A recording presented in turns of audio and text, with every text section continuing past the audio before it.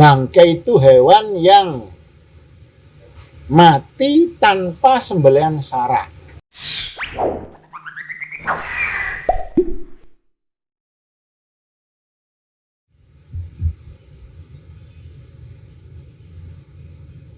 Fala yustasna mongko ora den kecuali agen khina idzin ing dalem nalikane iki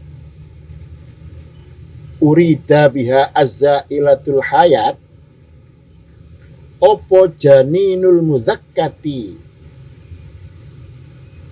widungane hayawan kang den sembelih idza kharaja tekalane metu apa si janin min batni ummihi saking wetenge mbokne janin maitan hale dalam keadaan mati. Di anna zakatahu krana sak temene sembelihane janin iku fi zakati ummihi melok ing dalem sembelihane mbokne janin.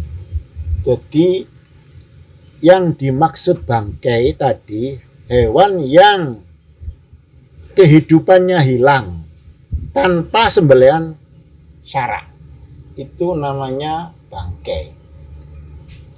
Dari kata-kata itu, seandainya ada hewan ya, hamil, mboknya itu apa? Mboknya itu babonnya itu sembelih. Induknya disembelih. Akhirnya janinnya juga meninggal. Dari kata-kata itu, ya juga termasuk itu. Juga termasuk bangkai. Cuma oleh karena sembelihannya itu ikut pada sembelihannya induknya, maka itu tidak termasuk bangkai. Lek dilihat dari daunnya orang yang mengarang kitab ini, bangkai itu hewan yang mati tanpa sembelihan syara. Berarti janin yang ada di dalam perut induknya disembelih, berarti kan tidak disembelih. Masuk berarti itu ke bangkai. Tapi janin itu sembelihannya ikut pada sembelihan induknya. Artinya apa? Kalau ada hewan hamil, induknya disembelih, kok yang di dalam juga meninggal, maka halal hukumnya seperti induknya, ikut pada itu. Loh, kalau keluar hidup ya disembelih. Kalau keluar dalam keadaan hidup ya disembelih. Tapi kalau keluar dalam keadaan sudah meninggal atau mati, maka itu bukan batang lagi, bukan bangkai lagi, walaupun tanpa sembelihan. Kalau dilihat dari tanpa sembelihan syariat tadi kan bangkai itu, tapi sembelihannya itu ikut pada induknya. Sah, betul. Kalau induknya sembelihnya sesuai syariat, ya janinnya halal. Kalau tidak, ya seperti induknya.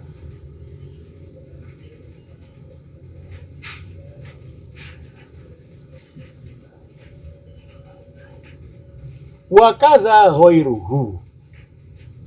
Wa kadzalan iku koyok mengkono-mengkono janin, ghairu utawi liyane janin minas mustasnayati saking pira-pira perkara kang den kecuwelekaken al mazkurati kang den sebut fil mabsutat ing dalem pira-pira kitab kang den dawakaken keterangane. Begitu juga seperti janin, banyak perkara yang diperkecualikan seperti yang janin tadi itu. Artinya walaupun rupanya tidak sesuai dengan syariat, tapi hukumnya tetap halal. Itu diterangkan di dalam kitab yang panjang keterangannya.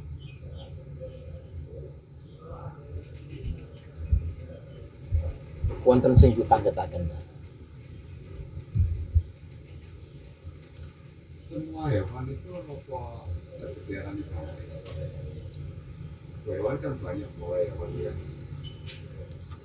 berlalang, tidak berdarah, mengalir darahnya, ribut. Di bangkai itu hewan yang mati tanpa sembelihan syara.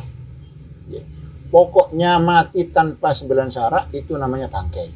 Apa saja, walaupun bisa dimakan dagingnya tetap bangkai, tidak bisa dimakan dagingnya juga bangkai, ada darah mengalirnya juga bangkai, nggak ada darah mengalirnya juga bangkai. Cicak itu bangkai. Hukum cicak seperti kemarin itu bangkai. Kemarin sudah diterangkan, lah ya apa kalau masih hidup? Hewan itu kalau masih hidup, ya hukumnya seperti ya apa? Selain anjing dan babi hutan, ya sudah suci. Kalau masih hidup, kucing suci, gajah juga suci, bulu-bulunya juga suci, ikut pada hewannya. Kalau hewannya suci, ya suci.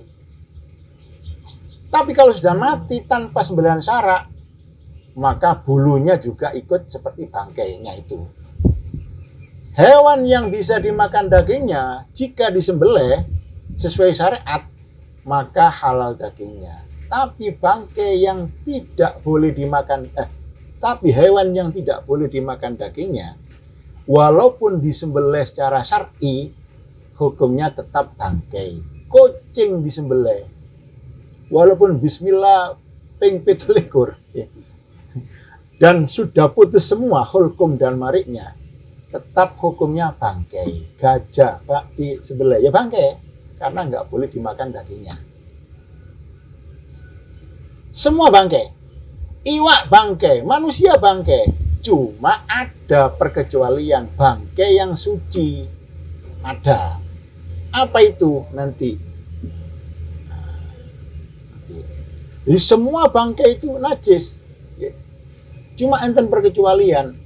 Sumastasna, mongko kari-kari ngecuali akan sapa kiai musannaf min sya'ril maitati sangking rambute batang qaulahu ing dawuhe kiai musannaf illal adamiyah ai fa inna sya'rahu mongko sak temene rambute anak Adam iku tahirun suci kamaitatihi kaya batange anak Adam.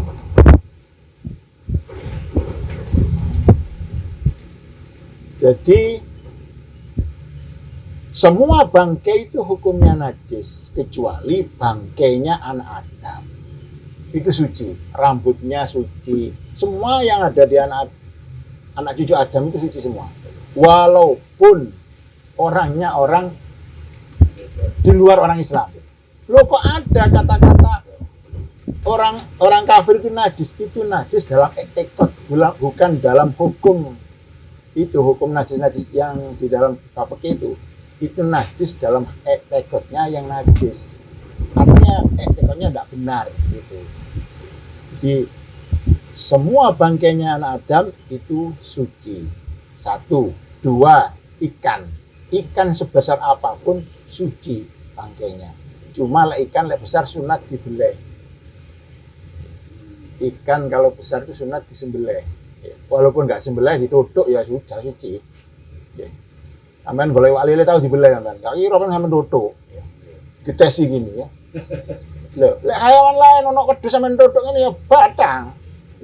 Pitik sampean tutuk ngene ya batang. Tapi lek iwak enggak. Belalang suci bangkainya. Belalang ikan manusia apapun, Islam atau tidak Islam, bangkainya suci. Artinya disentuh tidak menajiskan.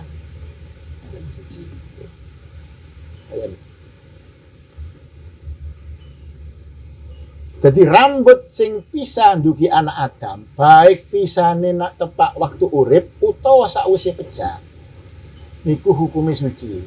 Ono tiang pejah rambutnya brodol, suci. Urip ngeten niki brodol, ya suci. Lek liyane anak Adam, lek teko hayawan sing kena dipangan daginge, lek waktu uripe brodol, udah dijebul nih kok, suci. Lo Lek waktu mati di batang, lek tepak batang ya nggak suci. Kalau sudah disembelih ya sudah suci. Tapi lek hewannya itu tidak bisa dimakan dagingnya, kalau waktu hidup hukumnya seperti hewannya. Kalau hewannya suci ya suci. Tapi kalau sudah mati, matinya disembelih atau tidak disembelih, hukumnya bangkai, yaitu najis. Kucing, okay. Lek si ono dek, napa niku? Si ceket, suci.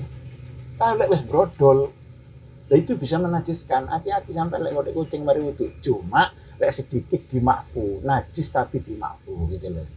Jadi mari wudu gak usah kucing. Walaupun masih ada di situ suci, cuma kalau sudah pisah itu najis. Walaupun kucingnya itu. Iya. Karena itu tidak bisa dimakan dagingnya.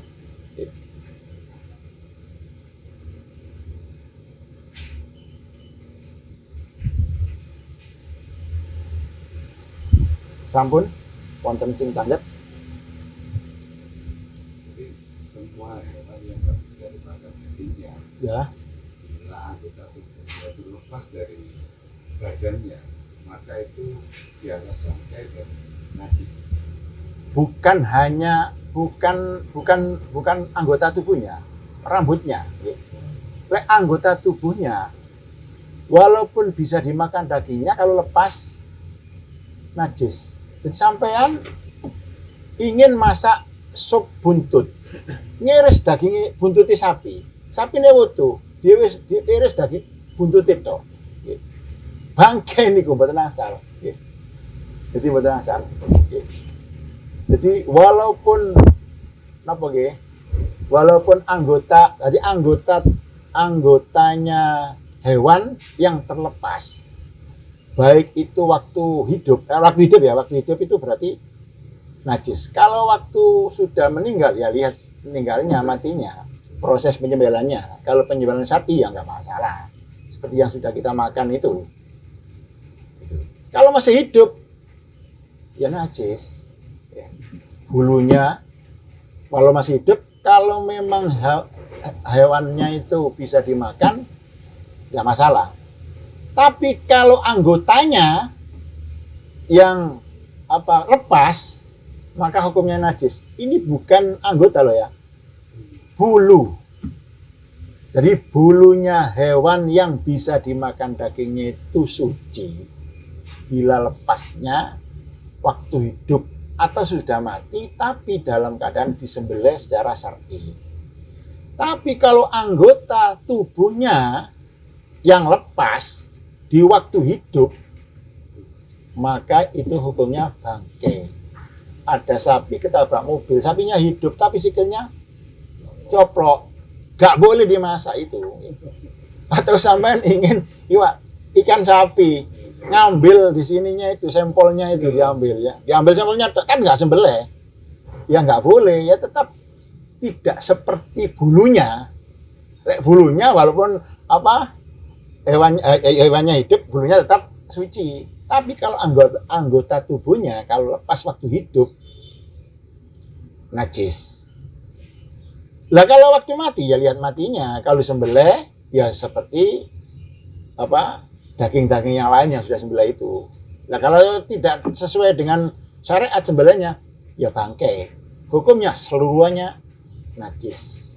Tidak bisa dimanfaatkan kecuali kulitnya bangkai itu bisa dimanfaatkan dengan cara disamak. Bangkai apapun, baik itu makul atau ghairu makul. Makul itu bisa dimakan dagingnya atau tidak bisa dimakan dagingnya, kecuali dua, babi hutan dan anjing itu. Dan anak turunnya, baik anak turunnya dari keduanya atau anak turunnya dari salah satu dengan hewan yang lain. Seperti yang saya tunjukkan kemarin itu, ada anjing kawin dengan sapi, keluar anak nasabnya itu. Nasabnya, ada nasabnya itu. Dan najis semua itu, najis itu. Najis. Enggak boleh itu, sudah enggak. Bulado. Dan sekali lagi dulu yang lepas dari hewan Yang hidup, bisa dimakan daging. pada saat hidup, maka itu najis. Betul. Ukuran sedikit itu apa dimaksud? Apa? Ukuran sedikit dimaksud tapi 2 lembar, 3 lembar nggak kelihatan. Begini, kalau memang seperti kucing ya, ya ini per hewan ini. Jadi makfunya itu secara uruf itu kebiasaan. Jadi orang menilai uruf itu ya ulama yang ahli uruf mestinya ini ya. Jadi ya tidak bisa kita samakan antara bulunya ayam dengan bulunya kucing. Ya. Kalau bulunya ayam kan banyak apa? Seperti itu ya. Kelihatan. Kalau bulunya kucing kan nggak kelihatan ya itu. Kalau sekiranya itu dia mitur kebiasaan, oh ini sedikit ya sedikit. Gitu. Kalau rata semua, ya banyak namanya. Gitu.